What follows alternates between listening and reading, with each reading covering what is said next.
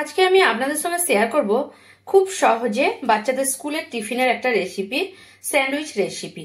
Sandwich অনেকে অনেক রকম ভাবে বানিয়ে থাকেন। আমি আজকে ভেজ স্যান্ডউইচ বানিয়ে আপনাদের দেখাবো। আর খুব তাড়াতাড়ি 10 মিনিটে হয়ে যাবে হাতে কিছু জিনিস থাকলে।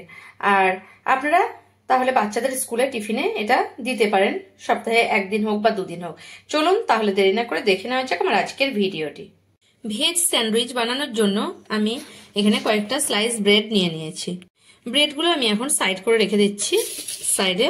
আর এখানে সেদ্ধ আলু নিয়ে নিয়েছি 3 টুকরো। এবার আলুটাকে আমি কিন্তু একটা চামচের সাহায্যে ম্যাশ করে নেব। আপনারা চাইলে হাতের সাহায্যেও করে নিতে পারেন। এবার আলুটা আমি ভালোভাবে মেখে নিয়েছি। এখন আমি পেঁয়াজ কুচি, লঙ্কা কুচি আর ধনে পাতা কুচি এগুলো সব আলুর মধ্যে দিয়ে দিচ্ছি। এবারে আমি অল্প পরিমাণে একটু বিট নুন দিয়ে দিচ্ছি, যেমন আলুতে প্রয়োজন সেইটুকুই আমি দিয়ে দিচ্ছি। খুব কম পরিমাণেই দিয়ে দিলাম। খুব সামান্য পরিমাণে একটু গোলমরিচের গুঁড়ো দিয়ে দিলাম। আর এখানে আমি মেয়োনিজ নিয়ে নিয়েছি, এটা ভেজ মেয়োনিজ, আর এটা আমি বাড়িতে তৈরি করেছি। আর এখানে 2 চামচ মেয়োনিজ এর মধ্যে আমি মাখিয়ে নিচ্ছি। আপনারা যদি চান মেয়োনিজের রেসিপি তাহলে আমার চ্যানেলে গিয়ে দেখতে পারেন। এবারে সবগুলো দিয়ে আমি ভালোভাবে মাখিয়ে নিচ্ছি। আলুটা আমার মাখানো হয়ে গেছে। এবার আমি এটাকে সাইড করে রেখে দেব। এখানে ব্রেডগুলোর মধ্যে 2টো ব্রেড আমি নিয়ে নিচ্ছি, আর এগুলো আমি সাইড করে এখন রেখে দিচ্ছি। এবারে আমি একটাতে হালকা একটু টমেটো সস নিয়ে নিচ্ছি ব্রেডের উপরে। আর একটাতে আমি একটু চিলি সস নিয়ে নিচ্ছি। এবারে সসটা আমি ভালোভাবে মাখিয়ে নিচ্ছি ব্রেডের উপরে এভাবে। আর এখানে চিলি সসটাও ভালোভাবে মাখিয়ে নিচ্ছি। এবারে যে আলুটা আমি মেখে রেখেছিলাম সেটা আমি দিয়ে দিচ্ছি এখানে একটার উপরে। ভালোভাবে যতটুকু প্রয়োজন আলু আমি দিয়ে দিচ্ছি। এবারে এটা ভালোভাবে এভাবে নিয়ে নিচ্ছি, সাইডে দিয়ে দিচ্ছি ভালোভাবে, চারিদিকে এভাবে লাগিয়ে নিচ্ছি। এবারে একটা চিজ নিয়ে নিয়েছি। চিজটা আমি গ্রেটারের সাহায্যে এভাবে গ্রেট করে এর উপরে দিয়ে দিচ্ছি। আপনারা চাইলে কিন্তু এখানে স্লাইস চিজও দিতে পারেন, কিন্তু আমার মনে হয় এটা বেশি ভালো, মানে গ্রেটারের সাহায্যে এভাবে গ্রেট করে দিলে এটাও ভালো লাগে। তাই আমি হালকা একটু গ্রেট করে এভাবে দিয়ে দিলাম।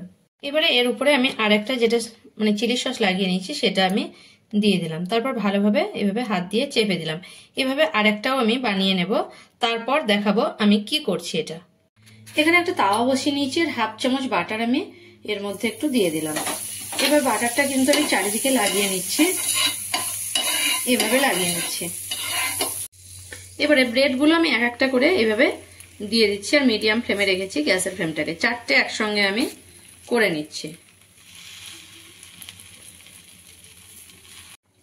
এবারে অল্প একটু চিজ রয়ে গেছে, এটা আমি উপর থেকে এভাবে ছড়িয়ে দিচ্ছি। এখানে বাচ্চারা বা বড়রা সবাই খেতে কিন্তু মানে চিজটা দেখা গেলে একটু হালকা উপরে ছড়িয়ে দিলে দেখতেও ভালো লাগে, আর খেতেও মানে আকর্ষণ করবে সবাই খাওয়ার জন্য। এবারে একটু খানিকের জন্য আমি ঢাকা দিয়ে দিলাম এটাকে 1 মিনিটের জন্য। এবারে আমি তুলে নিচ্ছি থালাটা। এবারে এটাকে আমি উল্টে নেব। এবারে একদম ধীরে খুন্তির সাহায্যে এভাবে উল্টে নেব। এবারে আমি হালকাভাবে উল্টে নিচ্ছি, আর এক সাইড আমি করে নিচ্ছি। এবারে আমি কিন্তু গ্যাসের ফ্লেমটা বন্ধ করে দিচ্ছি। আর এটা চাইলে আপনারা আর একটু কম করে সেকে নিতে পারেন, কিন্তু বাচ্চা খাবে তাই আমি একটু বেশি ভালোভাবে সেকে নিয়েছি। এবারে আমি তুলে নিচ্ছি এক একটা করে। এবারে আমি এই কোনাকুনি ভাবে একটা কেটে নেব। আপনারা চাইলে কোনাকুনি না কাটতেও পারেন, কোনো অসুবিধা নেই, কিন্তু বাচ্চারা একটু আকর্ষণ হবে খেতে, সেই কারণে আমি একটু কেটে নিচ্ছি। দেখুন আমার স্যান্ডউইচ কিন্তু পুরোপুরি রেডি। কতটা সুন্দর হয়েছে দেখুন।